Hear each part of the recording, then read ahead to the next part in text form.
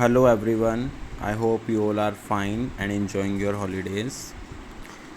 So, in the last lecture, we had discussed about KCL and KVL, that is Kirchhoff's current law and Kirchhoff's voltage law.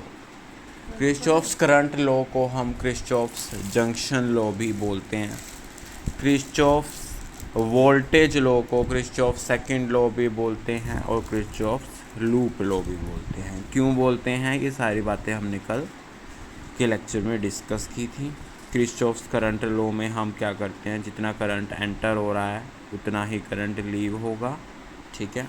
या फिर algebraic सम लोगे current का तो वो क्या होगा, ज़ीरो. और Kirchhoff's वोल्टेज लॉ में हमने क्या कहा था, अलजेब्रिक सम जितना भी होगा पोटेंशियल और ईएमएफ का एक क्लोज्ड लूप में क्लोज्ड पाथ में वो क्या होगा, ज़ीरो होगा. ये सारी बातें हमने कल केसीएल और केवीएल में डिस्कस करी थी. उसके बाद जो हमारा आज का टॉपिक है that is cell in series combination. तो सबसे पहले तो हमें ये पता होना चाहिए कि एक सेल क्या होता है. हम ऑलरेडी 10th क्लासेस में डिस्कस कर चुके हैं कि एक ऐसी डिवाइस है जो केमिकल एनर्जी को इलेक्ट्रिकल एनर्जी में कन्वर्ट करने के लिए यूज़ होती है ना. It is a device which is use to convert chemical energy into electrical energy. Okay. और अब हमारे पास इसमें क्या आएगा, इंटरनल रेजिस्टेंस. इंटरनल रेजिस्टेंस वो रेजिस्टेंस होता है बेटे सेल का कहो जब वो यूज़ में होता है. जब सेल या बैटरी जो भी है वो क्या है, यूज़ में है. जब उसका यूज़ हो रहा है तो उस टाइम पे कुछ इंटरनल रेजिस्टेंस पोजेस करता है cell, that is the internal resistance. और एक्सटर्नल रेजिस्टेंस हम बाहर से जो रेजिस्टेंस अप्लाई करते हैं. इंटरनल रेजिस्टेंस उसका सेल का खुद का जो रेजिस्टेंस होता है that is the internal resistance. और इंटरनल रेजिस्टेंस हमेशा एक्सटर्नल रेजिस्टेंस में ऐड होता है. ओके. इंटरनल रेजिस्टेंस हमेशा एक्सटर्नल रेजिस्टेंस में ऐड होता है. ये बातें मैं इसलिए बता रहा हूँ क्योंकि ये सारी बातें यहाँ पर यूज़ होंगी. Cells in series combination, cells in parallel भी होता है कम्बिनेशन, और मिक्स्ड ग्रुपिंग ऑफ सेल्स, ये भी मैंने आपको कराया. हमारे पास सिलेबस में नहीं है हालांकि mix grouping of cells, but जब हमने सीरीज़ कर लिया, पैरेलल कर लिया, तो मिक्स्ड को क्या था. ओके. सो लेट अस. और एक और चीज़, सेल कनेक्शन क्या होते हैं. सेल कनेक्शंस बेटे वो होते हैं जब मान लो एक पॉजिटिव टर्मिनल है सेल का और दूसरा सेल है, दो सेल्स ले लिए, एक का पॉजिटिव दूसरे के नेगेटिव से हो, या एक पहले का नेगेटिव दूसरे के पॉजिटिव से हो. तब जब मतलब कहने का क्या है कि जब अपोजिट टर्मिनल्स को हम कनेक्ट करते हैं तो जो उनके ईएमएफ होंगे वो क्या होंगे, ऐड होंगे. E is always added to E1 + E2. कैसे, जब अपोजिट टर्मिनल है.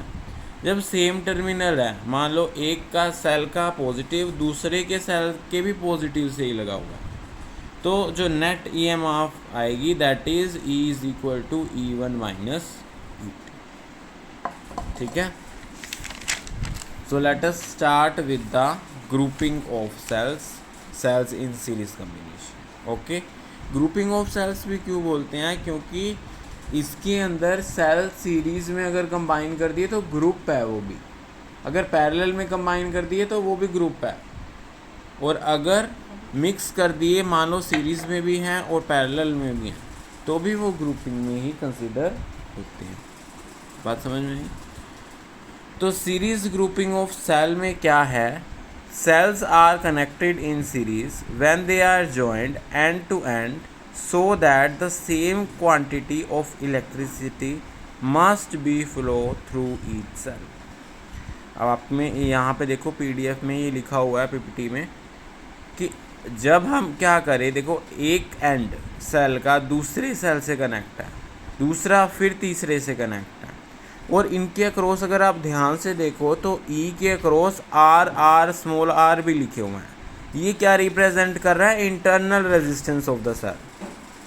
मैंने बताया ना, जो सेल का खुद का रेजिस्टेंस है that is known as the internal resistance. तो इन सेल्स के करस्पॉन्डिंग इनके ईएमएफ ई हैं और इनके इंटरनल रेजिस्टेंसेस क्या हैं, आर हैं, स्मॉल। बात समझ में आई। अब ये सारे कनेक्टेड किससे हैं, एक्सटर्नल रेजिस्टेंस से, that is capital R. Okay, और पोटेंशियल कितना है, वी। अब इसके अंदर आप नोट पॉइंट देखोगे तो क्या है कि the EMF of the battery is the sum of in all the individual EMFs. कि जो ईएमएफ है बैटरी का ई, वो सम होगा सारे के सारे इंडिविजुअल ऑफ ईएमएफ। मतलब ई जो है वो किसकी इक्वल होगा, ई प्लस ई प्लस ई। ये तो 3 लगा रखे हैं, ऐसे ही सीरीज़ में कितने भी हो सकते हैं, मान लो n नंबर ऑफ हैं तो ई प्लस ई कितना हो गया, एन ई। ठीक है, क्योंकि अगर n नंबर ऑफ सेल्स लगे हुए हैं तो कितना हो जाएगा नेट सीरीज़ में, एन ई। वही लिखा हुआ है लास्ट में, देखो total EMF of the battery is equal to N. बात समझ में आई। जितने भी नंबर ऑफ सेल्स कनेक्ट होंगे उनका ईएमएफ जो होगा, हर एक का ई है तो n नंबर ऑफ सेल्स हैं तो उनका ईएमएफ कितना हो गया, एन ई। नेक्स्ट पॉइंट देखो, second point, the current in each cell is the same and is identical with the current in the entire arrangement। कि मतलब क्या है कि जो करंट है हर एक सेल में वो सेम है। मान लो कोई करंट फ्लो करने लगा आई, तो वो थ्रू आउट सारे सीरीज़ में, 10th में भी पढ़ा है ना हमने कि सीरीज़ में अगर करंट है तो वो सब हर एक जगह सेम मिलेगा। और लास्ट में देखो करंट जा भी कितना रहा है, आई फ्लो कर रहा है। ठीक है। Next point, total internal resistance of the battery is the sum of individual internal resistance. अब तो ये एक ईएमएफ का जो इंटरनल रेजिस्टेंस है वो मैंने आर लिया। ठीक है, ऐसे ही मेरे पास कितने हैं, एन नंबर ऑफ सेल्स हैं तो उनके भी इंटरनल रेजिस्टेंस कितने होंगे, N number of internal resistance होंगे। एक का आर है, दूसरे का भी आर है, फिर तीसरे का भी आर है, and so on up to nth है तो उसका भी क्या होगा, आर ही होगा ना। तो टोटल सारों का कम्बिनेशन ले, टोटल इंटरनल रेजिस्टेंस निकाले बैटरी का, तो वो क्या होगा, एन आर। तो ये इक्वेशन भी समझ में आ गई, total internal resistance of the battery equal to N R. अब ये तो टोटल इंटरनल रेजिस्टेंस आया, और टोटल एक्सटर्नल रेजिस्टेंस कैसे निकालेंगे, या टोटल रेजिस्टेंस कैसे निकालेंगे सर्किट का। टोटल रेजिस्टेंस हमेशा हम निकालते हैं किस फॉर्म में, कि मैंने अभी बताया था कि इंटरनल रेजिस्टेंस जो है वो हमेशा ऐड होता है एक्सटर्नल रेजिस्टेंस में। तो यहाँ पे इस सर्किट में आप लोगों को दिख भी रहा है कि मैंने एक्सटर्नल रेजिस्टेंस कितना ले रखा है, कैपिटल आर। यही ले रखा है ना, capital R is the external resistance. और इंटरनल रेजिस्टेंस कितने आए टोटल, एन आर। तो मेरे पास क्या हो गया, total resistance of the circuit कितना हो गया, N R plus capital R, क्योंकि इंटरनल रेजिस्टेंस जो हैं वो एक्सटर्नल रेजिस्टेंस में ऐड होते हैं। बात समझ में आई। ठीक है, फिर हमारे पास अकॉर्डिंग टू ओम्स लॉ, देखो आई, ये नेक्स्ट ग्रीन वाली इक्वेशन कैसे आई, I is equal to n e over n R plus r. देखो हमारे पास ओम्स लॉ से हमने अभी पढ़ा था ना लास्ट टू लास्ट लेक्चर में कि v is equal to I R. तो यहाँ से i की वैल्यू क्या आ जाएगी, बताओ, v बाई आर। ठीक है, तो v यहाँ पे क्या है, यहाँ पे अब EMF का काम कर रहा है, पोटेंशियल डिफरेंस। तो v मतलब e की वैल्यू क्या है, total EMF of the battery, N E. तो वहाँ पे लिख दिया मैंने एन ई, और नीचे r क्या है मेरे पास, total resistance of the circuit. तो टोटल रेजिस्टेंस कितना आया, एन आर प्लस आर। ये इक्वेशन समझ में आई। इक्वेशन देखो दोबारा से, करंट की value, current I according to Ohm's law v is equal to I R. I की वैल्यू क्या हो जाएगी, v बाई आर। v यहाँ पे क्या है हमारे पास, EMF कितना है, एन ई है तो एन ई लिख दिया। बाई में आर है, आर क्या है, total resistance of the circuit, और वो टोटल रेजिस्टेंस कितना है, एन आर प्लस आर, तो वो मैंने लिख दिया। बात समझ में आ गया भाई क्वेश्चन। तो ये किसका केस है हमारे पास, सेल्स इन सीरीज कॉम्बिनेशन का। अब एक चीज़ देखो, अगर कैपिटल आर की वैल्यू बहुत ज़्यादा स्मॉल हो एन आर से, ये देखो यहाँ पे अगर कैपिटल आर बहुत ज़्यादा स्मॉल वैल्यू है एन आर से, तो आई किसके इक्वल हो जाएगा, एन ई बाई में एन आर, क्योंकि उस चीज़ को हम निगलेक्ट कर देते हैं।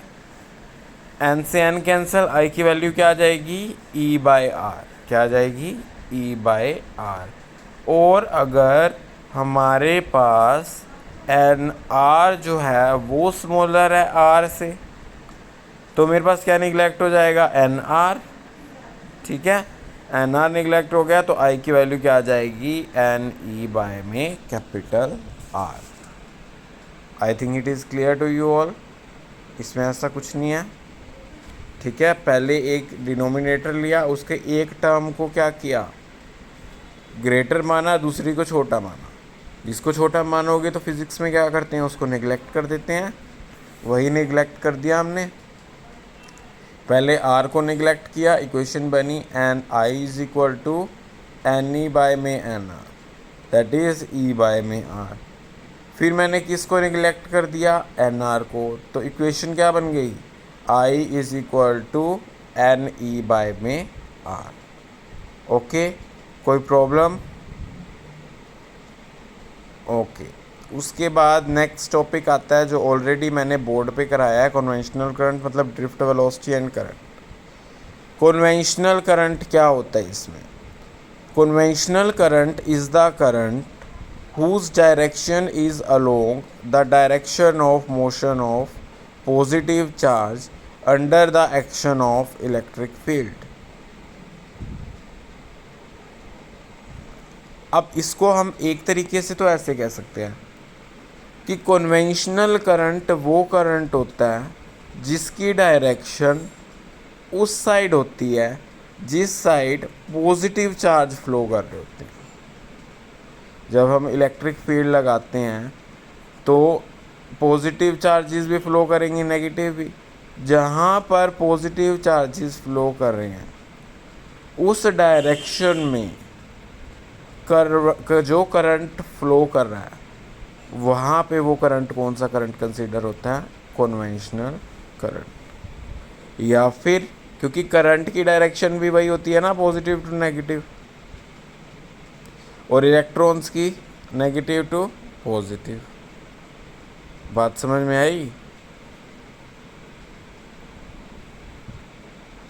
अब एक चीज़ और है, इसको ही हम सेम कैसे समझ सकते हैं कि conventional current due to motion of the electrons is in direction opposite to that of the motion of electrons, कि जहाँ पे इलेक्ट्रॉन्स मूव कर रहे हैं उसकी अपोजिट डायरेक्शन में जो करंट है वो फ्लो हो रहा है, उसको बोलते हैं कौन सा करंट, कन्वेंशनल करंट। बात समझ में आई। नाउ हमने लास्ट टू लास्ट लेक्चर में ड्रिफ्ट वेलोसिटी एंड करंट करा था, कि अब करते हैं कि जो रिलेशन है वो क्या है करंट और ड्रिफ्ट वेलोसिटी का। Drift velocity is defined as the velocity with which free electrons get drifted towards the positive terminal under the effect of applied electric field।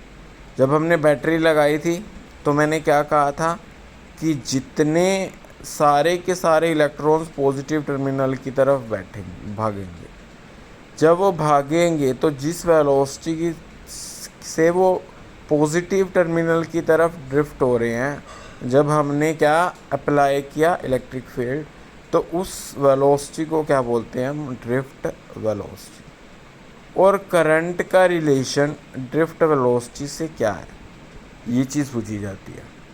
तो करंट का रिलेशन, करंट क्या है, I equal to n e A v d. V d is here, d subscript में है v के, जो क्या define करता है, drift velocity. So I is equal to n e A v d, A मतलब एरिया ऑफ क्रॉस सेक्शन, और n e कितने नंबर ऑफ इलेक्ट्रॉन्स प्रेजेंट हैं कंडक्टर में। ओके, और आई क्या है हमारे पास, करंट। तो ये जो है ड्रिफ्ट वेलोसिटी और करंट के बीच का रिलेशन है, I is equal to NEAVT। I hope you all understand this topic very well. So इसको आपने तैयार करना है, प्रिपेयर करना है, बाकी हम नेक्स्ट वीडियो में